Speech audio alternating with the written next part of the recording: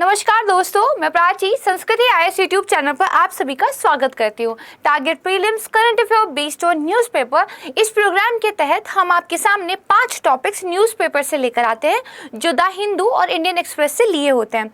Topics के साथ साथ हम क्वेश्चंस की प्रैक्टिस भी करते हैं। ये एक डेली करंट अफेयर वीडियो है जिसको 2023 के लिए आप देख सकते हैं।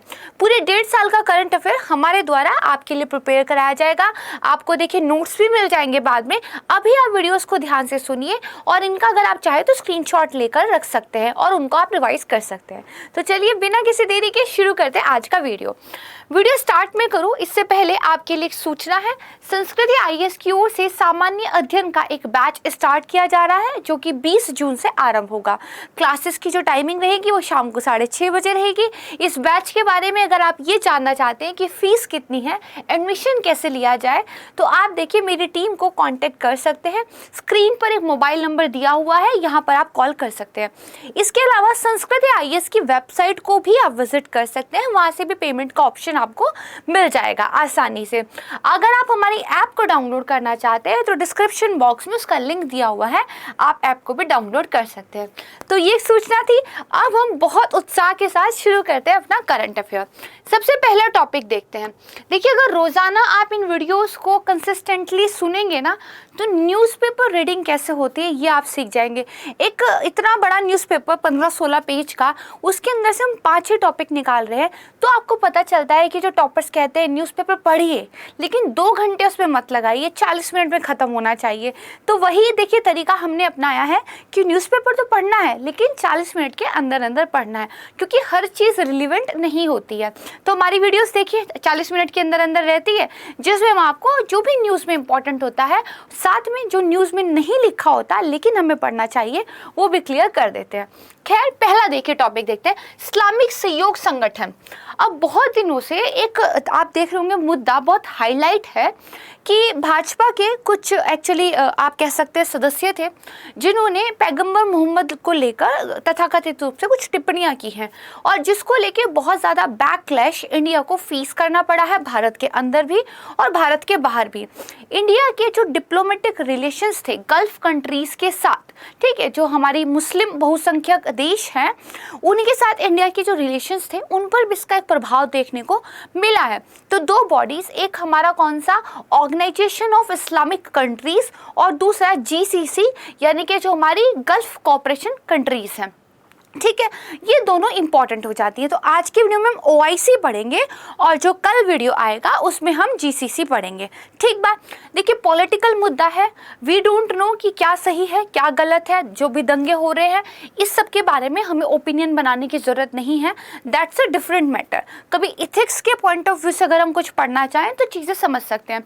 यहाँ पर हमें देखिए प्रीलिम्स के लिए क्योंकि पढ़ाई करनी है तो एकदम लेज़र फोकस के साथ केवल उन्हीं चीज़ों को पिक करना है जो चीज़ें आपके काम की हैं। तो इसीलिए आपको जो हमारा ये इस्लामिक सहयोग संगठन है इसके बारे में देखिए जानकारी होनी चाहिए, क्योंकि इतना न्यूज़ में है तो हमें पढ़ना तो होना ही चाहिए, ठीक बात।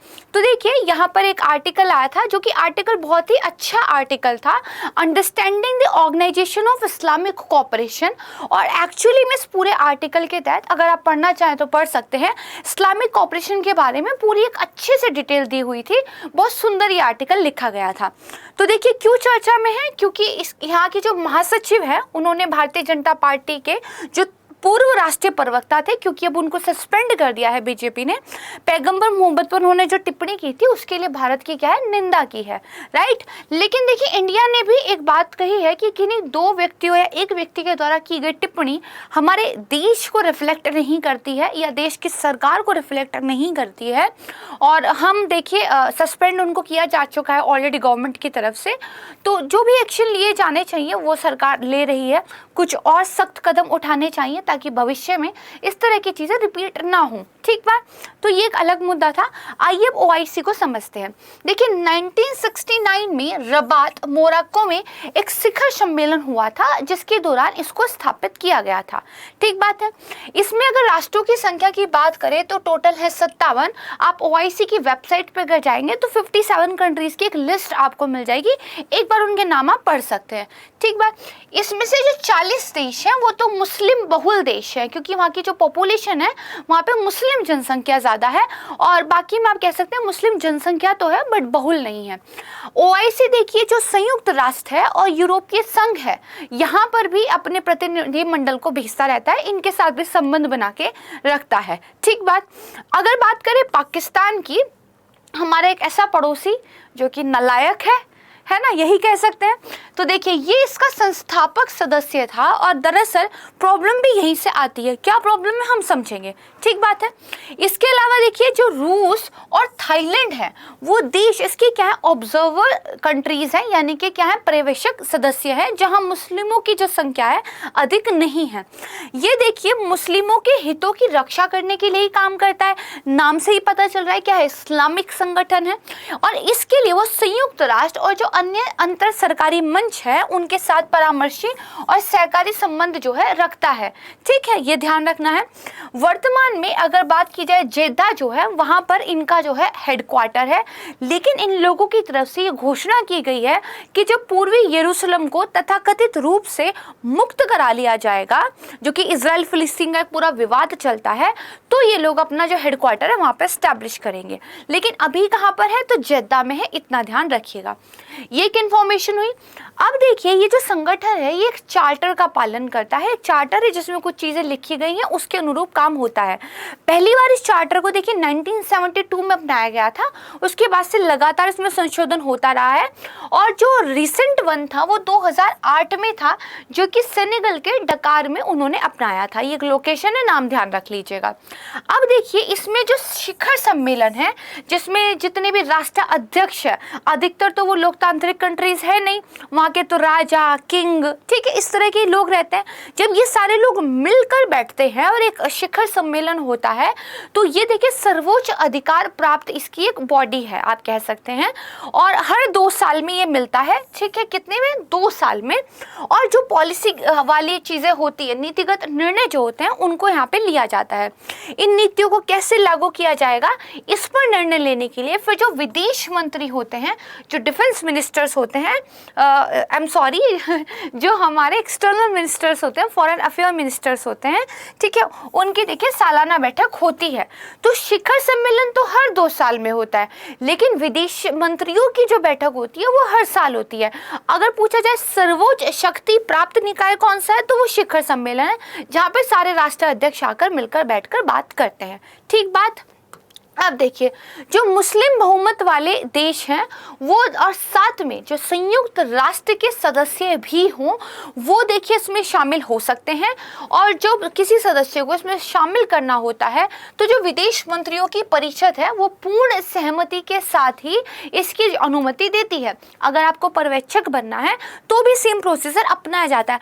मान लीजिए किसी वजह से पूर्ण सहमति ना बन पा रही हो, तो 2/3 बहुमत के अनुसार भी जो है आप कह सकते हो वोटिंग कराकर निर्णय लिया जा सकता है।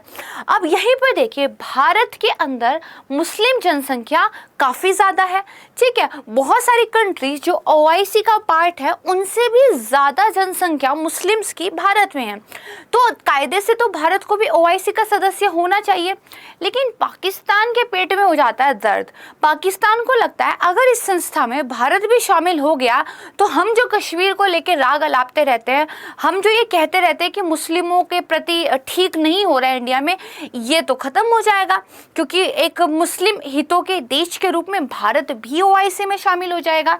तो जब भी भारत की ओआईसी में शामिल होने की बात हुई है, तो देखिए पाकिस्तान ने अड़ंगा अड़ाया ही है। वो तो अड़ाते ही हैं, उनका काम ही यही है, इसके अलावा वो करते ही क्या है। खैर, तो भारत देखिए एक अच्छी खासी मुस्लिम जनसंख्या रखते हुए भी ना इसका पर्यवेक्षक है ना इसका सदस्य है। हालांकि सऊदी अरब हो गया, जैसे कतर वगैरह देश तो नहीं, लेकिन हाँ यूएई के साथ हमारे अच्छे खासे संबंध हैं, जो कि इसका एक बहुत अच्छा मेंबर है। ठीक बात, ये ध्यान रखिएगा। कतर तो नालायक है। खैर, अब देखिए सारे के सारे जो निर्णय होते हैं वो पूर्ण सहमति से ही होते हैं। इनकेस पूर्ण सहमति नहीं बन पाती तो 2/3 सदस्यों के बहुमत से निर्णय लिया जाता है। इसकी फंडिंग की बात करें तो राष्ट्रों की जो उतनी भी राष्ट्रीय आय है, उनके जो नेशनल इनकम है, उसके अनुसार उनको कुछ निश्चित जो है आप कह सकते हैं परसेंटेज बताई हुई है कि उतने पैसे आपने देने हैं। अगर आप लगातार 2 साल तक उतने पैसे नहीं दे पाते हैं या उससे कम दे पाते हैं तो जो विदेशी मंत्रियों की परिषद है वो आपके वोटिंग राइट्स को छीन सकती है। ऐसा देखिए आर्टिकल में लिखा हुआ था। ठीक बात है। तो यहाँ तक आप देखिए OIC कैसे काम करता है, ये क्या है, इतना तो समझ ही गए, राइट। अब हम इस पर क्या है एक प्रश्न समझ लेते हैं ताकि चीजें क्या है और अच्छे से क्लियर हो जाएं, राइट। तो देखिए इस्लामिक सहयोग संगठन के संदर्भ में कुछ कथन दिए गए हैं, उन पर विचार करना है। पहला क्या कह रहा है, ये संयुक्त राष्ट्र के बाद दूसरा सबसे बड़ा अंतर सरकारी संगठन है। ठीक है। अब देखिए इंटर गवर्नमेंटल बॉडी तो ये है, जब भी अलग अलग सरकारें एक मंच पर आकर बैठती हैं तो वो एक अंतर सरकारी मंच तो हो ही जाता है। अब बात आती है कि संयुक्त राष्ट्र के बाद दूसरा सबसे बड़ा है कि नहीं, तो जी हाँ, ये संयुक्त राष्ट्र के बाद दूसरा सबसे बड़ा अंतर सरकारी मंच है क्योंकि 57 कंट्रीज इसकी मेंबर हैं। ठीक है।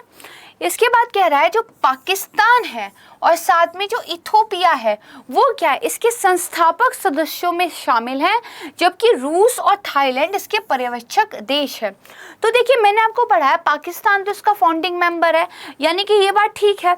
रूस और जो थाईलैंड है वो उसके ऑब्जर्वर स्टेट है, ये भी बात ठीक है। लेकिन जो इथोपिया है वो एक्चुअली इसका मेंबर ही नहीं है। जब आप 57 कंट्रीज की लिस्ट देखेंगे जो मेरे लिए यहाँ दिखानी संभव नहीं थी, तो आप पाएंगे कि इथोपिया इसका मेंबर नहीं है। तो इस वजह से 3 फैक्ट सही होने के बावजूद एक चौथा फैक्ट गलत है, तो ये स्टेटमेंट हमारी गलत हो जाती है, राइट। फिर कह रहा है इसका शिखर सम्मेलन प्रत्येक 2 वर्ष में एक बार मोरक्को की राजधानी रबात में आयोजित किया जाता है। तो देखिए रबात वाली बात हमने की थी तब जब इसकी स्थापना हुई थी, अब तो इसका हेडक्वार्टर का है जेद्दा में है। तो भाई जरूरी तो नहीं है कि हर 2 साल में रबात में हो या जेद्दा में हो, टाइम टू टाइम डिसाइड भी हो सकता है और जनरली होगा तो हेडक्वार्टर में होगा। तो ये वाला स्टेटमेंट भी क्या है आपका गलत हो जाता है। ये बात ठीक है कि हाँ हर 2 साल में शिखर सम्मेलन होता है, बट जो प्लीज दिया गया है वो आपका गलत हो जाएगा। तो देखिए यहाँ पर पूछा गया कौन सा सही है और आपकी 2 स्टेटमेंट गलत हो जाती है, तो बी यानी कि केवल एक इसका सही आंसर है, तो आपका आंसर हो जाएगा ये, राइट। इतना समझ गए। इसी तरीके से चीज़ों को समझते हुए पढ़ना है।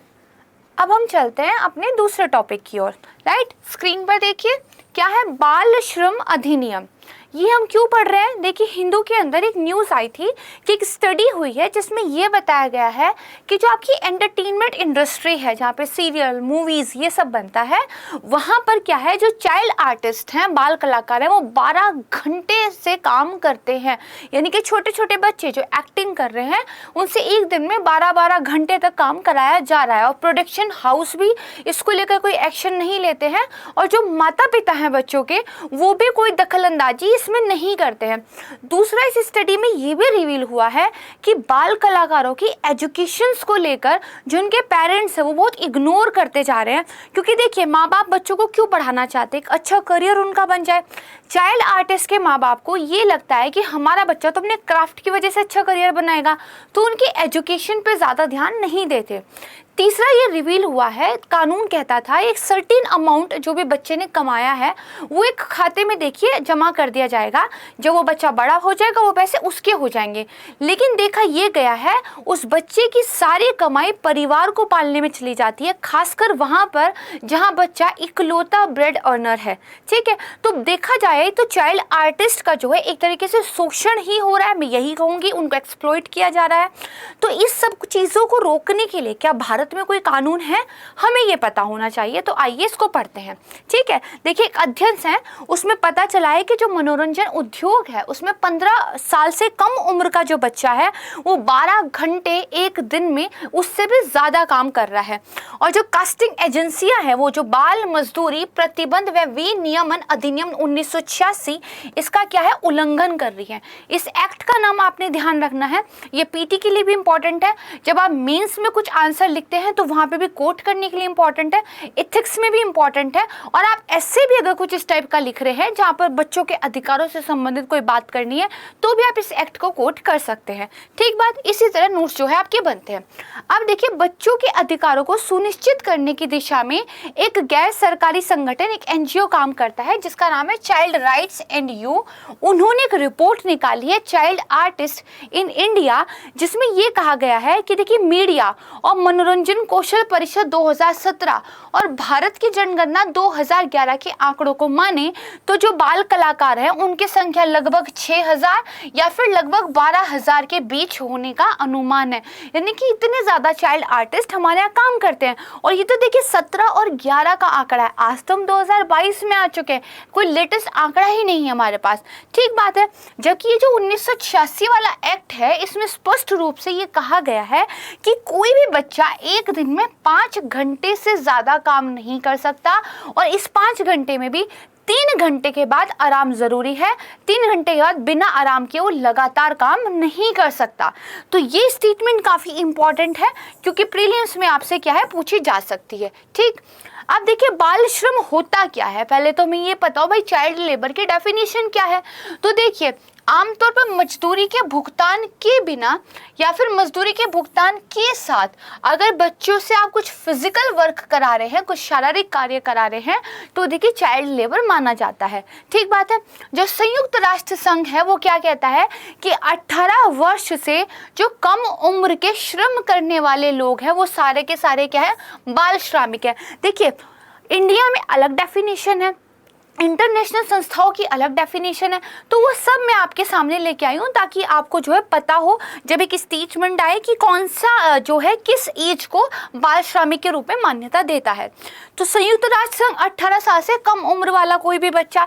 अंतर्राष्ट्रीय श्रम संगठन कहता है कि बाल श्रम की उम्र है 15 साल। 15 साल से कम उम्र का कोई बच्चा अगर काम कर रहा है तो वो चाइल्ड लेबर कहलाता है। अमेरिका में देखिए 12 साल ही कह दिया गया है। अगर बात की जाए भारत की, अगर इंडिया स्पेसिफिक बात की जाए तो हमारे यहाँ संविधान में ही बता दिया गया है कि 14 साल से कम उम्र का कोई भी बच्चा किसी फैक्ट्री में, किसी खदान में नियुक्त नहीं किया जा सकता। अगर किसी खतरनाक नियोजन में आप उसको लगाते हैं तो ये एक अपराध माना जाएगा। और ये देखिए अनुच्छेद 24 में कहा गया है। दिस इज इंपॉर्टेंट, इसको ध्यान रखिएगा, बाल श्रम अनुच्छेद 24। ठीक बात है। तो ये बात हुई। अब देखिए कानून क्या कहता है। कानून ये कहता है 1986 वाला कि जो 14 वर्ष से कम उम्र के बच्चे हैं उनको कुछ 13 पेशे हैं और कुछ 57 प्रक्रियाएं हैं जहाँ पे बच्चों के जीवन और स्वास्थ्य को खतरा है। वहां पर देखिए उनका नियोजन क्या है, निषिद्ध है भाई, उनको आप काम में नहीं लगा सकते। और ये जो 13 पेशे और 57 प्रक्रिया है, इनका उल्लेख कानून की एक अनुसूची में कर रखा है। ठीक बात है। यानी कि ऐसा नहीं है कि उन्होंने ब्लैंक एकदम मना कर दिया कि कहीं भी काम नहीं कर सकते। उन्होंने एक लिस्ट दे दी, इस लिस्ट में जो जो लिखा हुआ है वहां काम नहीं कर सकते। तो इस चीज को ध्यान रखिएगा। लेकिन जो फैक्ट्री कानून 1948 है वो क्या कहता है कि 14 साल से कम उम्र के बच्चे काम कर ही नहीं सकते। 14 साल से कम उम्र के बच्चों को आप चाइल्ड लेबर के रूप में यूज कर ही नहीं सकते, ये एक अपराध होगा। 15 से 18 साल का कोई किशोर, उसको फैक्ट्री में तभी नियुक्त किया जा सकता है अगर कोई चिकित्सक कह दे कि भाई उसके पास क्या है, फिटनेस है, ठीक ठाक है, उसके पास एक सर्टिफिकेट हो। 15 से और 18 साल के बच्चों के लिए हर दिन केवल कितना 4.5 घंटे की कार्यविधि तय गई है और रात में तो उनके काम करने पर एकदम रोक लगाई गई है। रात में तो आप काम कर ही नहीं सकते। तो अलग अलग एक्ट में ये जो अलग अलग चीज़ें दी गई है इनको ध्यान रखिएगा। प्रीलिम्स में इसी तरह का स्टेटमेंट देके वो आपको फंसाते हैं। राइट, अब देखते हैं। अब देखिए क्या 14 साल से कम उम्र बच्चों का काम करना फिर गैर कानूनी हो जाता है। हमने भी देखा फैक्ट्री वाला कानून कहता है कि भैया 14 साल से कम का है तो काम नहीं करेगा, लेकिन दूसरा एक्ट क्या कहता है, वो कहता है 14 साल से कम उम्र का बच्चा कुछ सर्टेन चीजें हैं वहां काम नहीं कर सकता। तो देखिए कुछ अपवाद है। कैसे है, जैसे अगर आपका कोई पारिवारिक व्यवसाय है, घर का ही कुछ काम धाम चल रहा है, तो बच्चे जब स्कूल से वापस आ जाते हैं या गर्मी की छुट्टियां जब है तो काम कर सकते हैं। मतलब आप उनकी पढ़ाई रुकवा के कि तुम स्कूल मत जाओ, घर का काम संभालो, ये नहीं कर सकते। वो जब स्कूल से फ्री हो जाएं तो उस फ्री टाइम में थोड़ा बहुत वो आपकी हेल्प कर सकते हैं। इसके अलावा जो फिल्म वगैरह है वहाँ पर बाल कलाकार काम कर सकते हैं, और जो खेल से जुड़ी हुई गतिविधियाँ हैं उनमें भी भाग ले सकते हैं। स्पोर्ट्स में तो भाग ले ही सकते हैं। तो ये कुछ अपवाद है, इनको ध्यान रखिएगा, क्योंकि इन अपवादों के ऊपर ही स्टेटमेंट जो है आपकी बन जाती है। ठीक है, तो ये आप अच्छे से समझ गए। अब इस पे एक प्रश्न देख लेते हैं। कुछ कथन दिए गए हैं।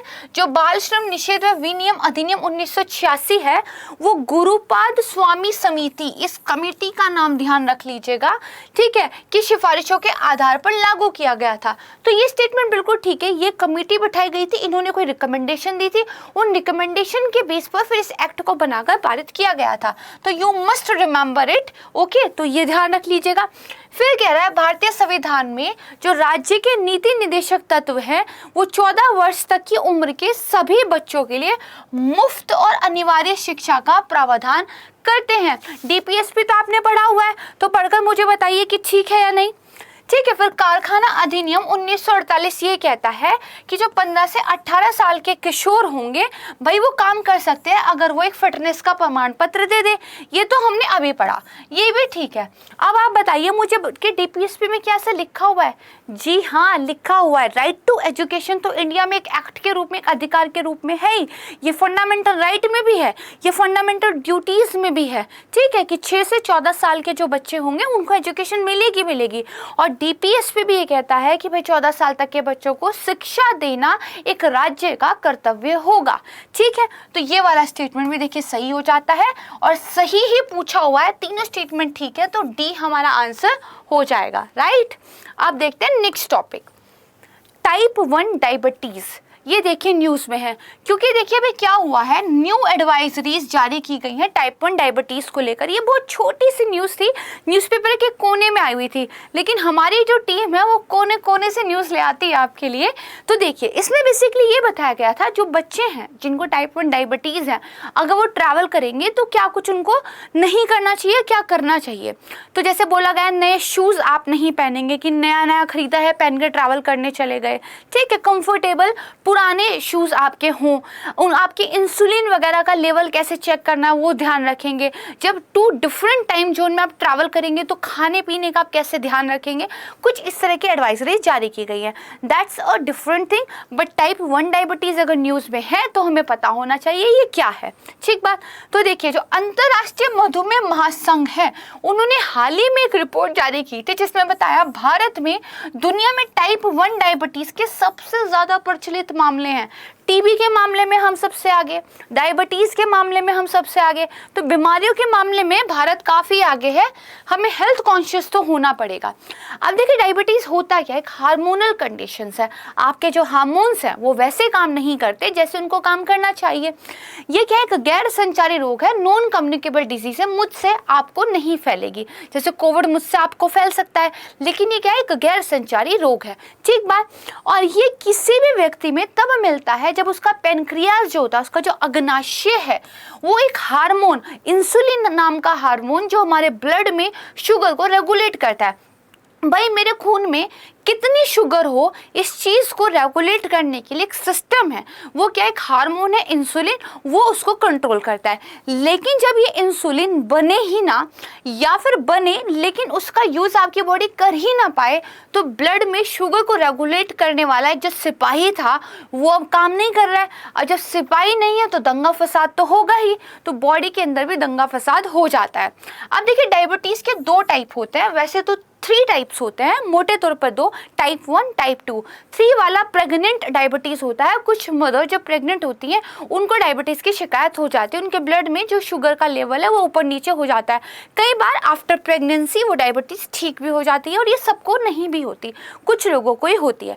लेकिन मोटे तौर पर 2 तरह की होती है, टाइप 2 डायबिटीज जो है वो टाइप 1 डायबिटीज की तुलना में अधिक लोगों में पाई जाती है, यानी कि टाइप 2 वाली बीमारी से ज़्यादा लोग ग्रसित हैं। और टाइप 2 वाली लाइफ स्टाइल की वजह से होती है। हम जो गलत खाना पीना खाते हैं, जो एक्सरसाइज नहीं करते हैं, उसकी वजह से, क्योंकि एक है ही लाइफ स्टाइल डिजीज। अगर आप अच्छे से नहीं जी रहे हैं तो डायबिटीज़ का टाइप 2 आपको हो सकता है। ठीक बात है।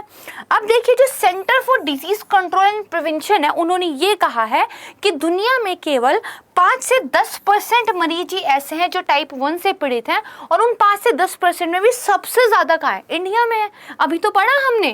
ठीक बात। अब टाइप 1 होता क्या है, इसको समझ लेते हैं। पहली बात तो ये कम उम्र के लोगों में, छोटे बच्चों में ही होता है। ठीक बात। इसीलिए इसको क्या है, जुवेनियल डायबिटीज भी कहते हैं। इसमें होता क्या है कि जो इम्यून सेल्स है, हमारी जो इम्यूनिटी वाले कुछ सेल्स हैं, वो पेनक्रियाज यानी कि अग्नाशय के जो बीटा सेल्स होते हैं उनको नुकसान पहुंचाते हैं। हमारा इम्यून सिस्टम हमारे ही खिलाफ काम करने लगता है और वो हमारे पेनक्रियाज के बीटा सेल पर अटैक कर देता है। ठीक है। अब क्योंकि बीटा सेल इंसुलिन हार्मोन का निर्माण करते हैं, तो इसका मतलब जब इन सेल्स को पर्याप्त मात्रा में नुकसान पहुंच जाता है तो हमारे बॉडी में इंसुलिन नहीं बन पाता। भाई, इंसुलिन बनाने वाली फैक्ट्री को आपने मार दिया तो इंसुलिन तो नहीं बन पाएगा। जब आपकी बॉडी इंसुलिन बनाना ही बंद कर दे तो आपको टाइप 1 डायबिटीज हो जाती है। शरीर में जब इंसुलिन का उत्पादन कम मात्रा में हो तो जो हमारी ब्लड है उसके अंदर जो शुगर है, जो ग्लूकोज है, वो हमारी बॉडी तक नहीं पहुंच पाता। हमें जो एनर्जी मिलती है ना, हम ये जो काम कर रहे हैं, ये हमारे ब्लड के अंदर जो शुगर है उससे मिलती है। तो अगर हम उस शुगर का यूज़ ही नहीं कर पाएंगे, उस ग्लूकोज का यूज़ ही नहीं कर पाएंगे, हम बहुत थका हुआ महसूस करेंगे, हम बहुत टायर्ड फील करेंगे, धीरे धीरे हमारा वजन बहुत ज़्यादा घट जाएगा, जिससे क्या होता है, ब्लड में और यूरिन में ग्लूकोज की स्तर बहुत ज़्यादा बढ़ जाता है, क्योंकि बॉडी तो यूज कर नहीं रही, तो अब आपकी ब्लड के अंदर शुगर का लेवल बढ़ गया और फिर इसलिए कहते हैं भाई आपको शुगर हो गई। ठीक है। तो ये है टाइप 1। इस टाइप 1 वाले लोगों को देख लिए इंसुलिन पर निर्भर रहना पड़ता है। आपकी बॉडी तो बना नहीं रही, अब आपको रेगुलर बेसिस पर इंसुलिन के इंजेक्शन लेने पड़ेंगे। राइट। चलिए अब देखते हैं टाइप 2। टाइप 2 का मतलब ये होता है इंसुलिन तो बन रहा है आपकी बॉडी में, बट आपकी जो शरीर है उसका प्रभावी तरीके से उपयोग नहीं कर पा रहा है। ठीक बात है। इस अवस्था में टाइप 1 के विपरीत पेनक्रियास इंसुलिन तो बनाता है, लेकिन शरीर की कोशिकाएं इस बने हुए इंसुलिन का स्वस्थ शरीर की तरह प्रभावी ढंग से उपयोग नहीं कर पाती, प्रतिक्रिया नहीं दे पाती। टाइप 2 वाला टाइप 1 के उल्टा ज़्यादा उम्र के लोगों को होता है, जैसे 45 वर्ष की एज के जो लोग हैं उससे ऊपर है उनको हो जाता है। टाइप 1 में जहां आपको वजन घटता है, टाइप 2 में आप मोटे होने लगते हैं धीरे धीरे। ठीक है। ऑब्सिटी होती है। टाइप 1 जहां आपके डीएनए में कुछ चेंजेस की वजह से होता है, वहीं टाइप 2 जनरली आपकी अपनी गलतियों की वजह से होता है। इसको हम प्रिवेंट कर सकते हैं, इसीलिए तेजी से मोटापे का ये कारण बनता है। ठीक बात, इसको ध्यान रखिएगा। तो ये टाइप 1 टाइप 2 समझ लिया। अब इस पर एक प्रश्न समझ लेते हैं। देखिए, मधुमेह टाइप 1 के संदर्भ में कुछ कथनों पर क्या है, विचार कीजिए। ठीक है। तो चलिए विचार कीजिए, जल्दी से देखते हैं क्या है।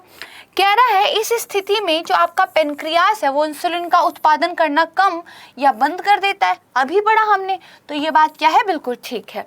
दूसरा कह रहा है इससे डायबिटीज में कीटोटोइडोसिस नाम की एक स्थिति उत्पन्न हो सकती है। ठीक है। देखिए, एक स्थिति होती है जो शुगर को बहुत ज़्यादा कॉम्प्लिकेट कर देती है। इसमें कुछ ऐसा होने लगता है कि कहा जाता है आपके ब्लड में कीटोसिस ज़्यादा बन गया। ठीक है। तो आप ध्यान रखिएगा कि कॉम्प्लिकेटेड सी सिचुएशन है, ये भी क्या है, उत्पन्न हो सकती है। राइट है। इसके बाद ये कह रहा है जैसे मोनोजेनिक मधुमेह के समान ये बच्चों और युवाओं को अधिक प्रभावित करता है। देखिए, डायबिटीज़ में भी एक मोनोजेनिक डायबिटीज़ हो जाता है जो चीज़ों को थोड़ा सा मुश्किल कर देता है। ठीक है। तो वो भी क्या है, बच्चों को और युवाओं को ज़्यादा प्रभावित करता है, सेम टाइप 1 की तरह। तो ये वाला स्टेटमेंट में ठीक है। ये कुछ स्टेटमेंट ऐसे हैं जो आपको याद करनी है, आपको इनका पता होना चाहिए। तो यहाँ पे देखिए तीनों ही स्टेटमेंट ठीक है, इसलिए आपका आंसर क्या है, डी हो जाएगा। राइट। इसको ध्यान रखिएगा। अब बात करते हैं 4th टॉपिक की, डेट इज ब्रह्मोस मिसाइल। देखिए, ब्रह्मोस 21 एंड डेवलपिंग। एक न्यूज़ आई है जिसमें ब्रह्मोस की शुरू से लेकर अब तक की जर्नी के बारे में बताया हुआ था। दरअसल हुआ क्या है कि आज़ादी का हम 75वें साल को सेलिब्रेट कर रहे हैं, तो जो ब्रह्मोस एयर स्पेस है उन्होंने भी ब्रह्मोस मिसाइल के सिल्वर जुबली सेलिब्रेशन का देखिए आगाज किया है, ताकि जो भारत का सबसे सफल मिलिट्री पार्टनरशिप प्रोग्राम था उसका क्या है जश्न मनाया जा सके। ठीक है, तो इसमें देखिए क्या हो रहा है, सुपरसोनिक लॉन्च के 21 साल हो गए हैं, तो ये जश्न जो है 12 जून से शुरू होगा, रजत जयंती वर्ष कहा जाएगा, और फिर ये खत्म होगा ब्रह्मोस स्थापना दिवस पर, यानी कि हम सेलिब्रेट कर रहे हैं ब्रह्मोस मिसाइल को, इसीलिए न्यूज में है। अब देखिए इसके अलावा न्यूज में क्यों है, यूपी में जो डिफेंस इंडस्ट्रियल कॉरिडोर प्रोजेक्ट चल रहा है उसके तहत लखनऊ के अंदर एक ब्रह्मोस मैन्युफैक्चरिंग सेंटर भी बनाया जाएगा। वेरी इंपॉर्टेंट फैक्ट, ठीक है, इसको ध्यान रख लीजिएगा। इसके अलावा देखिए ब्रह्मोस कैसे बना है, भारत और रूस का संयुक्त उद्यम है ये, ठीक बात है। और अभी इन्होंने ये कहा है कि भारत बहुत जल्द अपनी पहली हाइपरसोनिक मिसाइल का निर्माण कर लेगा। एक स्टेटमेंट देखिए ब्रह्मोस एरोस्पेस की तरफ से आई है, जो अपने आप में एक अच्छी खासी स्टेटमेंट है कि 5 से 6 सालों में पहली हाइपरसोनिक मिसाइल भारत बना लेगा। अब देखिए ब्रह्मोस की बात करें तो सबसे ज़्यादा सफल और आधुनिक सैन्य समझौता माना जाता है, जिसमें सबसे अच्छी, सबसे तेज, सबसे शक्तिशाली और आधुनिक सटीक स्ट्राइक हथियार ब्रह्मोस का विकास हुआ था। किस किस के बीच में हुआ था, तो देखिए रूस और हमारा इंडिया, तो ब्रह्मपुत्र नदी और रूस की जो मॉस्कवा नदी है उसके नाम पर इसको रखा गया था। किस किस के बीच में, तो डीआरडीओ इंडिया की तरफ से और एनपीओएम रूस की तरफ से है। 2 चरण है इसमें। पहला वाला ठोस प्रणोदक इंजन होता है जिसको एक थ्रस्ट देता है ऊपर जाने के लिए, और जब ये बर्न होकर खत्म हो जाता है तो ये हट जाता है। फिर जो लिक्विड रैमजेट, तरल जो रैमजेट है, वो इसको ध्वनि से ज़्यादा स्पीड से चलने के लिए पावर देता है, फिर ये बहुत तेज गति से जो है अपनी गति को सस्टेन करके रखता है।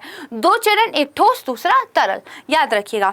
देखिए ये मल्टी प्लेटफॉर्म है, जमीन हो, हवा हो, समुद्र हो, अलग अलग तरीके से इसको लॉन्च किया जा सकता है, और सेना ने लगभग हर प्रकार से इसको लॉन्च करने के परीक्षण ऑलरेडी सफलतापूर्वक कर भी लिए हैं। कुछ एग्जांपल्स मैं आपको बताऊंगी। मौसम खराब हो, रात का समय हो, कुछ भी हो, ये अपने शिकार को नहीं छोड़ती है, ठीक बात है। अब देखिए इसलिए कहा जाता है दागो और भूल जाओ, एक बार छोड़ी और उसके बाद भूल गए, वो अपना काम खत्म करके ही मानेगी, इस तरह की मिसाइल है। ठीक है, क्या है, एक क्रूज मिसाइल है। मैंने आपको क्रूज और ब्रह्मोस का डिफरेंस पढ़ाया, क्रूज और जो हमारी दूसरी होती है उसका मैंने डिफरेंस आपको पढ़ाया था। ठीक है, तो अगर वर्तमान में बात करें तो इसकी स्पीड कितनी है, 2.8 मैक है, यानी कि ध्वनि की गति से जितनी जल्दी मेरी आवाज आप तक पहुंच रही है उससे भी 3 गुना ज्यादा स्पीड से ये चलती है। ठीक है, तो ये ध्यान रखिएगा। अगर बात करें तो भारतीय वायुसेना ने सुखोई फाइटर जेट से भी इसका परीक्षण कर लिया है, भारतीय नौसेना ने स्टील्थ डिस्ट्रॉयर से भी इसका परीक्षण कर लिया है, और अब चूंकि भारत MTCR मिसाइल प्रौद्योगिकी नियंत्रण व्यवस्था का एक भागीदार बन गया है, तो अब हम इसकी रेंज को क्या है बढ़ा सकते हैं। देखिए अभी तक इसकी रेंज 280 के आसपास ही थी, क्योंकि MTCR का हम सदस्य बन गए थे, इसकी रेंज को 450 से लेकर 600 किलोमीटर तक हम बढ़ा सकते हैं, राइट। तो ये सारी जो चीज़ें हैं ब्रह्मोस के बारे में, इनको ध्यान रखिएगा, क्योंकि अपने अपने बहुत प्राउड वाली एक चीज़ है, और इंडिया का जो एक एक्सपोर्ट करने का सपना था अपने वेपन्स को, अपने डिफेंस सिस्टम्स को, वो भी देखिए ब्रह्मोस के जरिए पूरा हो रहा है, क्योंकि हम दूसरे देशों के साथ बहुत सारे ऐसे समझौते साइन कर रहे हैं जिनमें हम उनको ब्रह्मोस मिसाइल जो है एक्सपोर्ट करेंगे। तो आत्मनिर्भर भारत की ओर चलने वाला भी एक कदम है, राइट। आई तो फील वेरी प्राउड। चलिए अब इसके संदर्भ में कुछ कथनों पर विचार भी कर लेते हैं। क्या कह रहा है, इसको एकीकृत निर्देशित मिसाइल कार्यक्रम, हमारा जो इंटीग्रेटेड एक मिसाइल डेवलपमेंट प्रोग्राम था उसके तहत विकसित किया गया है। ठीक है, बताइए जल्दी से आप।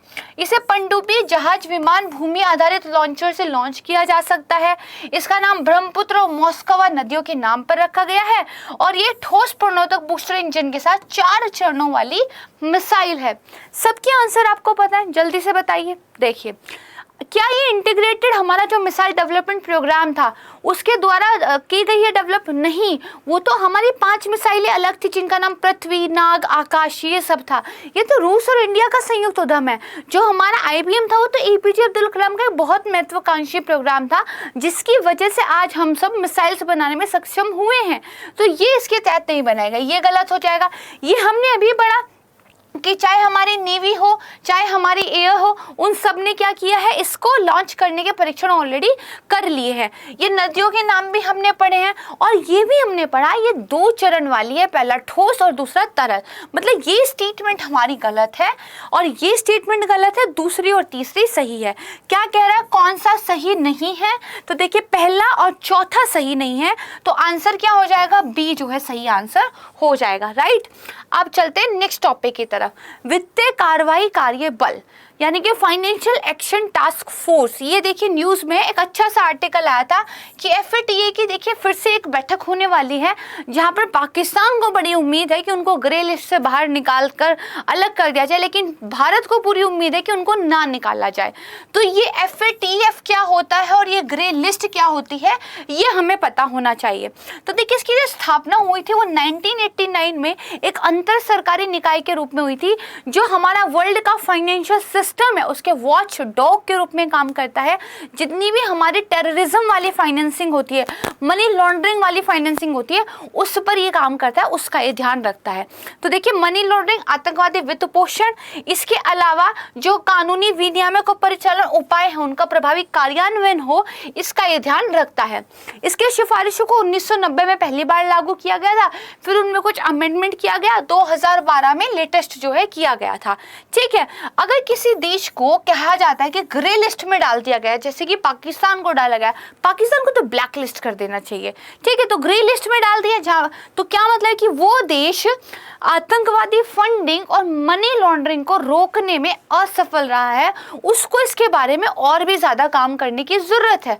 इस लिस्ट का मतलब ये नहीं है कि आप पर कुछ एक्शन लिया जाएगा, आपको कोई सजा दी जाएगी।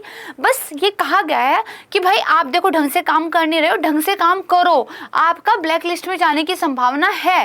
ठीक है, इसके अलावा देखिए एक ब्लैक लिस्ट होती है। ब्लैक लिस्ट में शामिल अगर कोई हो जाए तो उसका मतलब ये है जो अंतर्राष्ट्रीय वित्तीय संस्थाएं हैं उनसे आपको वित्तीय सहायता मिलनी बंद हो जाएगी। जो उत्तरी कोरिया है वो ब्लैक लिस्ट में भी है।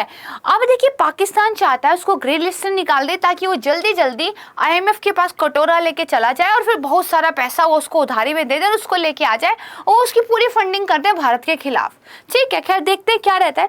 बात करें कितने मेंबर हैं तो भारत भी इसका मेंबर है, 37 सदस्य हैं और 2 क्षेत्रीय संगठन भी इसमें शामिल हैं। ठीक है, भारत जो है 2010 से इसका एक मेंबर है। तो this is a basic knowledge about FATF, इसको ध्यान रखिएगा, इतने से आपका जो है प्रश्न बन जाएगा। एक और चीज ध्यान रखिएगा, इस जो ये हमारा FATF है इसके कॉन्स्टिट्यूशन में, इसके चार्टर में कहीं पर भी ग्रे लिस्ट या ब्लैक लिस्ट वर्ड नहीं यूज हुआ है, ये आम बोलचाल का एक शब्द है। सही बात, तो इसको ध्यान रख लीजिएगा। अब इस पे क्वेश्चन देख लेते हैं कि भाई कुछ कथनों पर विचार कीजिए। इसकी स्थापना 1989 में पेरिस में आयोजित एक G7 शिखर सम्मेलन हुआ था उसके दौरान हुई थी।